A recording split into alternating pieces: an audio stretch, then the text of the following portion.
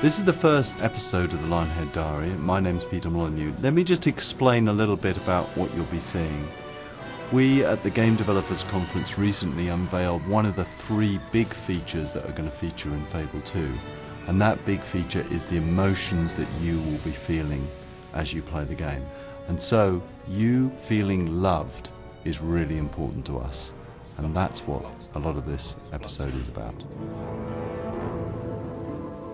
Love is that warm, fuzzy feeling you get when you realize that somebody cares about you so much they'll forgive you being a complete arse.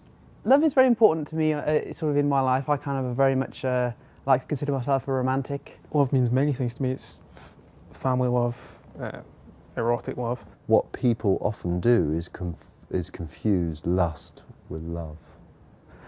Love for pizza, love for coffee. God, I love coffee.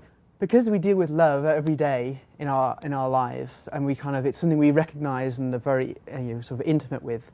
If it's faked on screen, it can be very jarring. It can be very obvious that it's wrong, and so it's very difficult to get that right.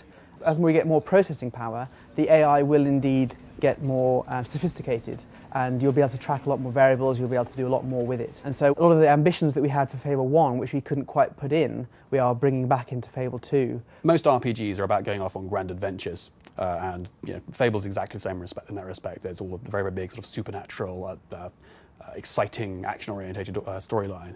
But what we try to do with Fable games is we try to make sure that the player realizes that all the things he does out in the world while he's out adventuring have a really, really big impact on the rest of the world and how the rest of the world sees them.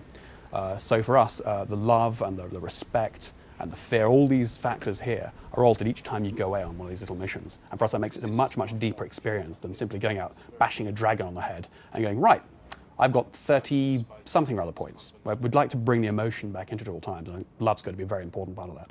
In Fable 1, we had you do the sexy expressions and stuff, and they like you more. You give them gifts, they like you a bit more. And we've kind of tried to build on that. So there's that aspect of it in Fable 2, but there's a lot more to it as well to try and get someone to fall in love with you.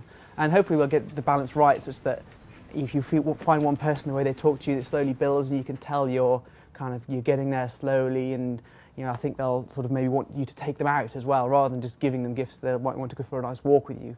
That sort of thing is a thing that we're experimenting with to try and get the process of them falling in love with you to be more, more real. What I said at GDC was, I was talking about emotions again, and I was focusing on love, and I was definitely focusing on being loved.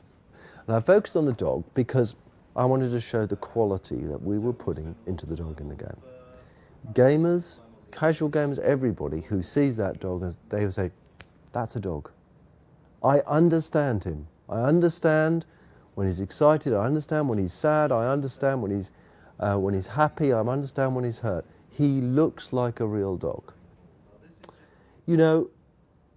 What we could have done is given you this dog and made him controllable by you.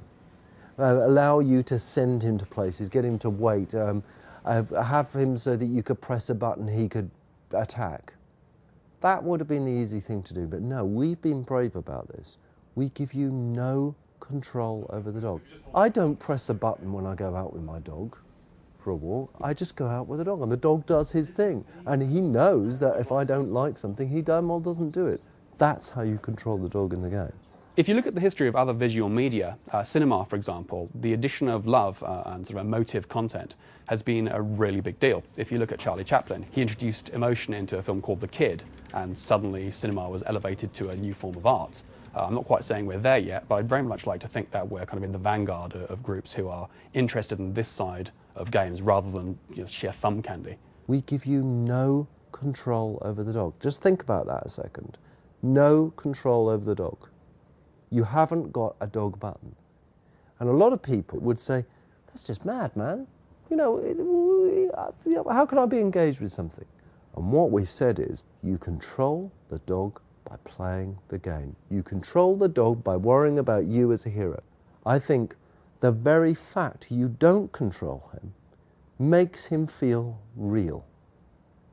Makes him feel like something that has a mind and that has an agenda. And that agenda, first and foremost in that agenda, is his love for you.